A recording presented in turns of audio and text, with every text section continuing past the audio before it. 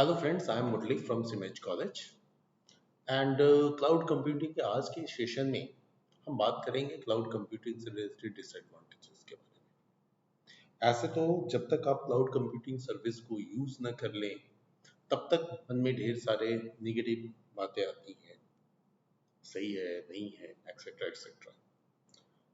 लेकिन कुछ चीजें हैं जो रिमार्केबल हैं as a disadvantage of cloud computing. वो चीजें क्या हैं? सबसे पहली चीज vulnerability to attacks. Vulnerability to attacks कहने का मतलब कि अटैक का सेंस है यहाँ पे हैकिंग का। क्या आपका डेटा हैक हो सकता है, डेटा की ब्रीचिंग हो सकती है, डेटा की चोरी हो सकती है। अब क्यों ऐसा होगा? मैंने तो क्लाउड पे दिया डेटा, मैं उसे एक्सेस कर रहा हूँ। तो है क्या कि आपकी क्लाउड की सर्विस जो है वो आप तक पहुंच रही है एक पब्लिक नेटवर्क के थ्रू। पब्लिक नेटवर्क यानी इंटरनेट। ऐसी पॉसिबिलिटी नहीं है कि डेटा सेंटर बगल में है और आप उसको एक्सेस कर रहे हैं, एक डेडिकेटेड वायर आपके ऑफिस तक आया। ऐसा तभी हो सकता है जब आपका अपना एक प्राइवेट क्लाउड हो, ठीक है। लेकिन अगर आप पब्लिक क्लाउड यूज कर रहे हैं तो क्लाउड कहीं भी हो सकता है, दुनिया के किसी भी रीजन में हो सकता है, बट वो आपके ऑफिस से, आपके प्रीमाइसेस से काफी दूर होगा। वैसे केस में एक डेडिकेटेड लाइन नहीं आ सकती, तो हम पब्लिक नेटवर्क यानी इंटरनेट ही यूज करेंगे। और इंटरनेट पे डेटा का वल्नरेबल होना और उसके ऊपर अटैक होना ये लाजमी बनता है। बट क्लाउड सर्विस प्रोवाइडर्स जो है इसका एश्योरेंस देते हैं कि हम इस लेवल की इंक्रिप्शन फैसिलिटी प्रोवाइड करेंगे कि ये किसी भी अटैकर के लिए एक बहुत ही टफ टास्क होगा इसको क्रैक करके डेटा के साथ कुछ गड़बड़ करना, ठीक है। बट जो क्वेश्चन मार्क है वो तो है। Now next thing, network connectivity dependency. ये मैं अपने लास्ट वीडियो में भी बात कर रहा था। Network connectivity definitely network connectivity dependency है, ठीक है। तो नेटवर्क कनेक्टिविटी डिपेंडेंसी कहने का मतलब अगर आप इंटरनेट सर्विस के थ्रू अपने क्लाउड सर्विस को यूज कर रहे हैं तो इंटरनेट की कनेक्टिविटी है तभी पॉसिबल है कि अब आपके एरिया में इंटरनेट डाउन हो गया, हाँ फाइबर कट गया, कोई और जरिया नहीं है, हाँ, तो हो सकता है कि आपने एक से ज़्यादा सर्विस प्रोवाइडर से सर्विस ली हुई इंटरनेट की सर्विस, तो रिडंडेंसी में वो वर्क का यूज़ हो जाएगा। लेकिन कुछ ऐसा फेनोमेनल जिसके वजह से पूरा का पूरा एरिया डिस्टर्ब है, तो वैसे केस में आप क्लाउड की सर्विस को यूटिलाइज नहीं कर सकते। या क्लाउड सर्विस जहाँ से प्रोवाइड हो रही है उस एरिया में कोई प्रॉब्लम है, या कहीं भी इस तरह का डाउन आया जिससे सारे तरह के कनेक्शन टूट गए तो मुश्किल है, ठीक है। नाउ नेक्स्ट थिंग आती है डाउन टाइम। डाउन टाइम हो सकता है, डाउन टाइम क्यों होगा?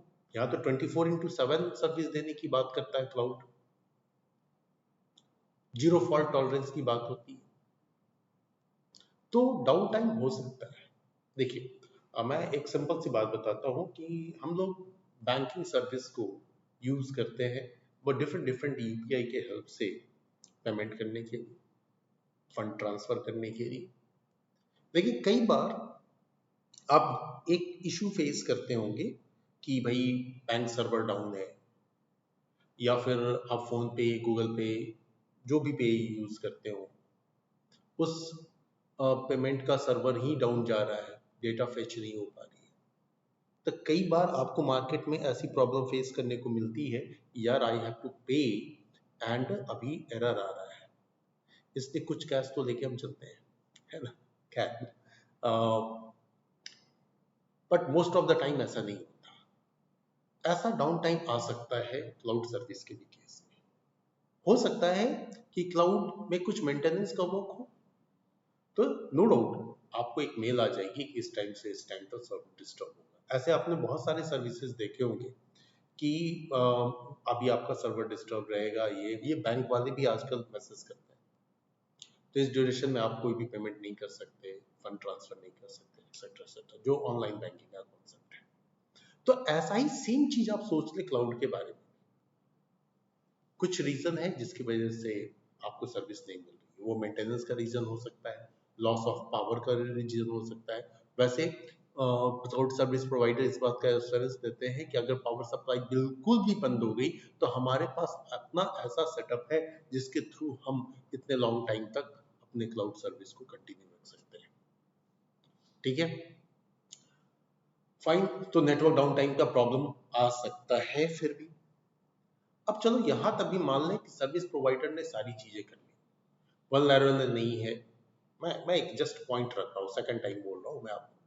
मैं हाई इंक्रिप्शन यूज करूंगा, 4096 बिट इंक्रिप्शन यूज कर देंगे, 2000, मतलब इस तरह की बात करेंगे। नेटवर्क कनेक्टिविटी हमारी बनी रहेगी, आपको एक जोन से नहीं दूसरे जोन से दिला दूंगा, एक्सेट्रा।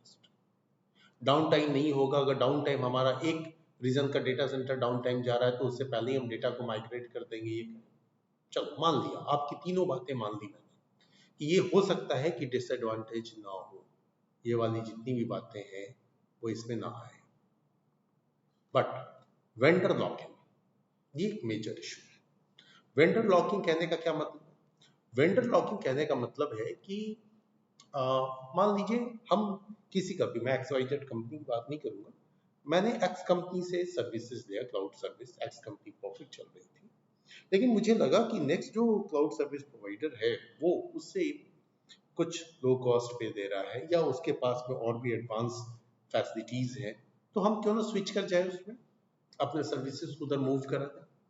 चलो फाइन, मूव कराते हैं। लेकिन जब आप मूव कराएंगे तो हो सकता है कि आपका जो करंट सर्विस प्रोवाइडर है वो जिस तरह के प्लेटफॉर्म पे आपको सर्विसेज दे रहा था वैसा प्लेटफॉर्म अगले के पास नहीं है, या तो उससे हायर है या हो सकता है उससे लोअर भी, जिसकी वजह से आपको परेशानी आ सकती है। तो कई बार आपको ऐसा लगेगा यार ये ठीक है, अब अगला इसको एक्सेप्ट ही नहीं कर रहा है, सारी चीजें चेंज कराने से बेहतर है कि जो है उसको कंटिन्यू करते हैं।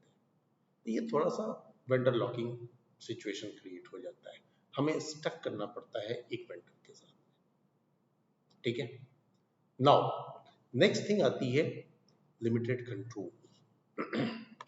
लिमिटेड कंट्रोल भी, देखिए लिमिटेड कंट्रोल कहने का मतलब ये है कि जितना आप सर्विस लेंगे उतना देगा, लेकिन अगर आप बहुत कुछ उससे अपने मन का करना चाहेंगे ना, वो फैसिलिटी नहीं होगी। कुछ सिक्योरिटी रीजन से भी रोक दिया जाएगा, कुछ मे बी आपने सर्विस उस लेवल की नहीं ली है इस वजह से भी रुकेगी। आप फ्रंट एंड में जो चीजें आपको मिल रही हैं फाइन, लेकिन उसके बैकएंड इंफ्रास्ट्रक्चर के साथ में आप कुछ नहीं कर सकते, करना भी नहीं चाहिए। हो सकता है कि एक यूजर जो है स्मार्टली उसे हैंडल कर लेगा, दूसरा गड़बड़ कर सकता है, बट यूजर को क्या फील होता है, यार ये लिमिटेशन है, इससे आगे हम नहीं जा सकते, तो ये लिमिटेशन आपको फील होगी। मैं खुद बहुत पॉजिटिव हूँ क्लाउड कंप्यूटिंग को लेकर के, इसलिए मैं अगर नेगेटिव पॉइंट आपको काउंट भी करा रहा हूँ तो कहीं ना कहीं मुझे इसमें एक पॉजिटिविटी दिख रही है कि नहीं है, ठीक है fine, because it is very fruitful. So these are few things जो मैंने डिस्कस किया as a disadvantage of cloud computing. अब मैं अपने अगले सेशन में मैं बात करूंगा अपने तीन जो हमारे क्लाउड सर्विस के बेसिक मॉडल्स हैं, IaaS, PaaS और SaaS के बारे में। So thank you, thanks for today.